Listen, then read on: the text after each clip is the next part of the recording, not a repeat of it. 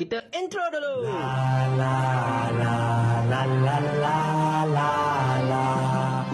Saya tak tahulah tuan-tuan dan puan sekalian, Datuk Seri Anwar Ibrahim ini daripada dulu sampailah ke sekarang cukup suka bercakap berkenaan dengan rasuah dan juga sakau. Tak kiralah soalan apa pun yang ditanyakan kepada beliau. Sekali dua kali sebut benda yang sama, orang boleh terima. Terlampau banyak kali, orang menyampah bang.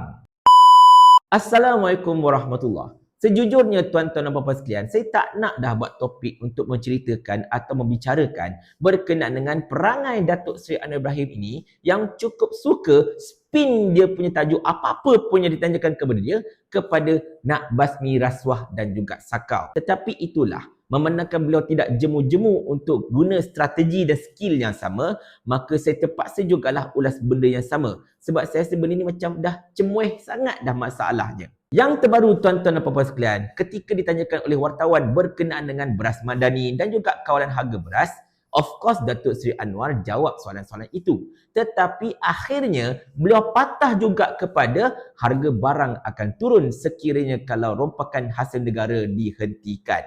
Nampak tak dekat situ? Dia balik juga pada benda yang sama walaupun ianya tak ada kaitan pun kalau nak ikutkan. Dan sebenarnya saya cakap terus terang, tidak ada kaitan sangat pun rompakan hasil negara ini dengan masalah harga barang kalau nak ikutkan. Izinkan saya menggunakan video ini untuk ceritakan kepada anda kenapa. Pertamanya tuan-tuan dan puan sekalian, sekarang ini kita semua tahu, ekonomi kita tengah tak cantik. Berbanding dengan rakan-rakan serantau kita memang tak cantik. Ringgit kita pun tak cantik juga sebenarnya. Kita cerita satu persatu. Semalam Jabatan Perangkaan telah mengumumkan KDNK untuk negara kita pada suku keempat 2023 hanyalah sebanyak 3.0% saja dan menyaksikan perkembangan ekonomi negara kita sepanjang tahun 2023 hanyalah 3.7%. Rendah sedikit berbanding jangkaan mereka 3.8% seperti mana yang telah diumumkan baru-baru ini dan juga jauh ketinggalan berbanding dengan prestasi Kerajaan Perikatan Nasional 33 bulan dalam sebanyak 8.7% yang terbaik dekat rantau Asia Tenggara. Yang sekarang ini pula dengan Filipina pun kita kalah, dengan Indonesia pun kita kalah. Filipina 5.6%, Indonesia 5.1%. Tetapi anak-anak papa dia buat perbandingan. Dia kata, oh ekonomi kita lagi berkembang berbanding dengan UK, dengan USA, dengan Singapura. Singapura cuma 1.1%. UK cuma berkembang 1.1% juga. Amerika Syarikat berkembang cuma 25%. Nampak tak kita lagi power berbanding dengan negara-negara maju? Memanglah tuan-tuan dan puan sekalian, keywordnya lah mereka ini negara maju. Kedudukan mereka sudah berada dekat atas ini. Jadi mereka dah berada dekat atas ini, mereka nak berkembang macam mana lagi? Sebab mereka memang berada dekat apex masalahnya. Tugas mereka cuma untuk pastikan ekonomi mereka sedikit berkembang dan tidak drop. Itu sahaja. Kita pula negara membangun. Kedudukan kita bukan dekat sini, tetapi dekat sini. Dan kita ada ruang yang cukup besar untuk berkembang sampai ke atas itu. Jadi, memang kita ini patut lebih berkembang. Sebab kita ini senang membangun. Negara maju tak payah berkembang sangat sebab mereka memang dah maju. Kalau nak buat perbandingan tu, tolong bijak sikit tuan-tuan dan puan-puan sekalian. Jangan jadikan alasan sebagai contohnya kan. Oh, aku budak kelas bodoh sebagai contohnya. Dulu nombor aku 40, sekarang nombor aku 37. Tetapi tengoklah dekat kelas pandai. Dia dulu nombor 2, naik nombor 1. Dia memang budak kelas pandai. Kalau dia berada dekat kedudukan nombor 1, dia naik nombor apa? 0.5. Agak-agak lah kau pun. Aduh, pelik-pelik lah naratif korang ni kan. Dan kalau anda perhatikan betul-betul maklumat daripada Jabatan Perangkaan ini, import-eksport kita sangat-sangat bermasalah, sangat-sangat menjederhana menggunakan istilah-istilah madani. Menjederhana dengan teruk sekali tuan-tuan sekalian, sampai negatif belas-belas peratus kalau nak ikutkan. Dan ini sebenarnya telah menyumbang kepada kejatuhan nilai ringgit kita, bukan sekadar berbanding Amerika Syarikat punya dolar, tetapi dengan kebanyakan mata wang asing juga dekat dunia ini, termasuklah rakan-rakan serantau. Saya kena cakap benda ini sebab anak papa dok main naratif lagi sekali. Dia kata, oh ringgit kita jatuh banding US dollar sebab US dollar naikkan kadar OPR. Kita tak naikkan sebab tu kita jatuh. Kalau sekadar banding dengan USD saja tak apa, kita boleh terima.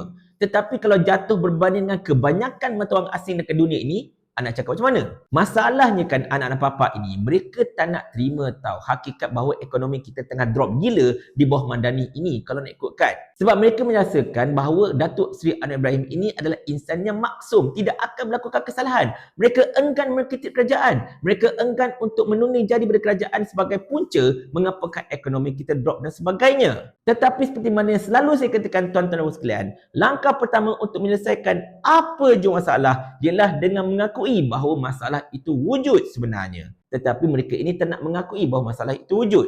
Mereka masih lagi hidup dalam delusi. Mereka masih hidup dalam fata morgana. Sebab itulah mereka ini rela dikencing bertalu-talu walaupun bau hancing itu sedang melekat ke kerongkong. Berbalik pada isu rasuah dan sakau ini tuan-tuan dan sekalian, Datuk Seri Anwar Ibrahim mengaitkan harga barang akan drop sekiranya kalau rasuah dan sakau ini dapat diatasi, kalau rompakan terhadap hasil negara dapat dihentikan.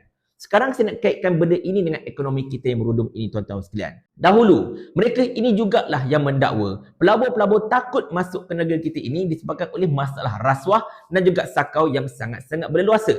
Dan sekarang ini kita ada seorang Perdana Menteri yang konon-kononnya champion untuk mengatasi masalah rasuah dan sakau. Dan sepatutnya benda itu menjadi satu daya penarik untuk pelabur masuk ke negara kita ini. Sebab kita ada kerajaan yang clean. Tetapi mengapakah pelabur tidak masuk? Tetapi mengapakah penjualan-penjualan equity itu masih lagi berlaku? Januari 2024 masih mencatatkan outflow bukannya inflow. Dalam masa yang sama juga ekspor kita merudum. Dan ini semua menyumbang kepada ringgit kita yang rendah. Bila nilai ringgit kita rendah dan juga lemah, maka nilai import kita juga akan menjadi meningkat. Bila harga import meningkat, ianya akan memberikan impak kepada harga barang. Dan harga barang ini akan jadi mahal. Pengguna yang dimangsa masalahnya. Dan harga barang import ini termasuklah beras import. Nampak tak kaitan dekat situ tuan-tuan sekalian? Jadi bila pelabur tetap tak nak masuk dekat negara kita ini, walaupun konon-kononnya Datuk Seri Anwar Ibrahim ini begitu pantas memerangi rasuah, bermaksud mereka tak yakin dengan sepatah haram pun yang disebutkan oleh Perdana Menteri. Mereka tak yakin pun Perdana Menteri ini akan melakukan sesuatu untuk memerangi rasuah dan sakau dekat negara kita ini. Mengapa mereka harus yakin tuan-tuan? Perdana Menteri yang kata dok nak basmi rasuah dan sakau inilah orang yang sama telah melantik seseorang yang masih ada 47 kes yang telah melepasi fasa prima facie, masih dalam pembicaraan sebagai timbalan Perdana Menteri. Ini nama dia cakap tak serupa bikin. Itu yang pelabur nampak. Engkau sembang berdegak-degak untuk atasi rasuah dan sakau. Nak menghentikan rompakan terhadap asil negara. Tapi kau lantik orang yang tengah dibicarakan dalam kes sakau sebagai timbalan kau. Tengok-tengok September di NAA. Lagilah orang tak nak percaya masalahnya. Itu belum kita cerita lagi tentang Kementerian Sumber Manusia yang memang kantoi dengan rasuah berjuta-juta ringgit. Tetapi tidak ada tindakan konkret untuk menghukum mereka yang bersalah. Balik-balik tukarkan jabatan atau pecat. Itu saja. Tak ada siapa pun yang ditangkap tuan-tuan sekalian untuk kes ini. Sampai sekarang tidak ada sesiapa pun yang ditahan ataupun telah dipenjarakan dan sebagainya. Macam mana nak sebut nak memerami rasuah dan juga sakau? Nak cerita tentang pembangkang-pembangkang sebagai contohnya Muhyiddin Yassin sakau, anak Hamzah Nurdin sakau. Muhyiddin Yassin, kes dia masuk mahkamah pun tak lepas masalahnya. Dan pasal anak Hamzah, dengar-dengarnya kes beliau sudah NFA, no further action. Apa cerita sebenarnya sekarang ini? Jadi tuan-tuan dan puan-puan sekalian, bolehlah kita katakan apa yang dituturkan oleh Datuk Seri Anwar Ibrahim ini lebihnya kepada wayang semata-mata. Sebab pelabur pun tak yakin dengan apa yang Datuk Seri Anwar Ibrahim cakap. Dan nak salahkan kami. Nak salahkan para influencers yang memberikan imej buruk kepada negara. Datuk Seri Anwar Ibrahim lah orangnya yang telah memberikan imej buruk kepada negara apabila berceritakan tentang masalah rasuah dan juga kronisme dan juga macam-macam sakau dekat negara kita ini dekat negara luar. Pergi Kemboja dia cerita pasal tu. Pergi dekat UN cerita pasal tu. Pergi di mana-mana saja dia akan cerita oh negara kita ini banyak penyakau dan perasuah yang saya perlu perangi dan sebagainya. Beliau sendiri telah membuka pekong di dada di hadapan orang lain tuan-tuan dan puan sekalian. Mengapa mesti salahkan kami? Kami cuma seorang influencer dan video kami cuma berlegar dalam negara saja.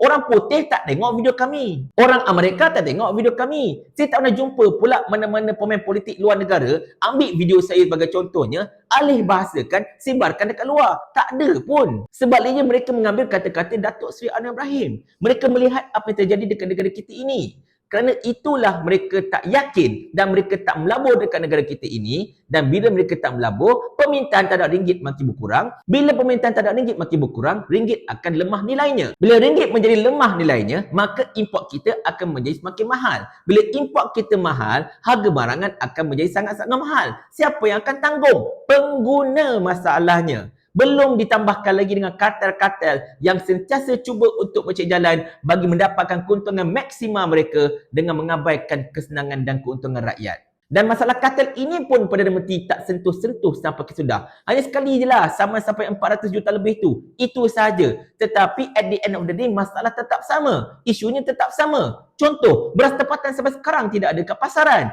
Tengok-tengok nampak perkenalkan beras madani. Tak ingat dunia, tuan-tuan sekalian. Pelik-pelik lah kerajaan sekarang ni. Isu sebenar dekat negara kita ini, tuan-tuan sekalian, bukan isu untuk rasuah ke sakau ke apa, tidak.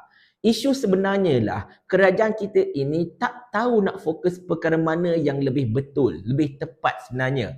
Mereka fokus benda lain. Mereka fokus untuk mengenakan musuh-musuh politik mereka, pembangkang-pembangkang dan sebagainya dengan segala tuduhan sakau dan rasuah dan sebagainya. Tetapi mereka lupa satu benda yang paling penting dalam aspek menjadi kerajaan, iaitu untuk memastikan kesejahteraan rakyat. Dan antara perkara yang paling penting untuk kesejahteraan rakyat ialah kuasa membeli, harga barangan murah ataupun naikkan kadar gaji dan sebagainya. Mereka terlupa benda itu. Mereka fokus benda lain, tapi mereka tak fokus terhadap benda yang sepatutnya mereka fokuskan.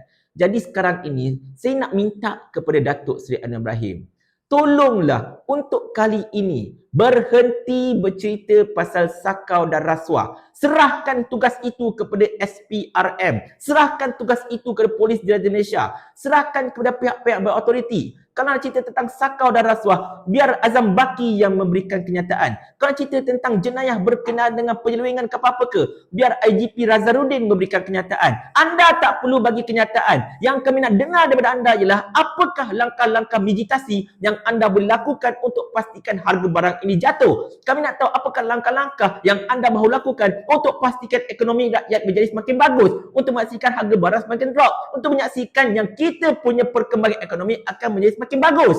Itu sahaja. Kita tak nak dengar anda menjadi ketua pengarah SPRM, merangkap ketua polis negara, merangkap ketua penyiasat paling power satu dunia ketika anda membuat ucapan itu, ucapan ini dan sebagainya. Tolong ingat, wahai Perdana Menteri, anda ialah Perdana Menteri. Orang expect anda untuk mengetuai satu jemaah menteri bagi menjamin kesejahteraan rakyat, bukan untuk anda menggunakan platform ucapan anda dengan mengandalkan orang itu sakau, orang ini rasuah dan macam-macam lagi. Tolong berhenti daripada buat benda-benda pelik-pelik. Tolong berhenti menjadi pembangkang. Anda ialah Perdana Menteri. Anda ialah kerajaan. Fokus untuk menjadi Perdana Menteri. Fokus untuk memimpin kerajaan. Dan bila anda dah boleh fokus untuk menjadi Perdana Menteri dan menjadi kerajaan, dan anda lakukan perkara yang sepatutnya anda lakukan sebagai seorang Perdana Menteri dan juga sebagai pemimpin kerajaan, masa itu mungkin kita akan dapat lihat harga barang menjadi turun sedikit demi sedikit.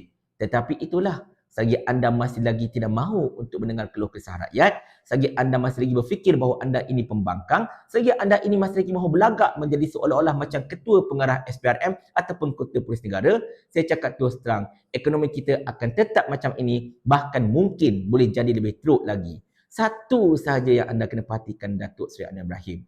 Di saat anda berceritakan tentang anda nak basmi rasuah dan sakau dan macam-macam lagi yang sepatutnya menjadi daya penarik pada pelabur, sebab pelabur ingat negara kita ini bersih dan sebagainya, tengok-tengok pelabur pun tak nak masuk ke negara kita ini lagi. Investment yang masuk FDI kita merulum dengan teruk masalahnya. Adakah itu salah pembangkang 33 bulan? Adakah itu salah Muhyiddin Yassin? Adakah itu salah Tun Dr. Mahathir? Ataupun salah anda sendiri?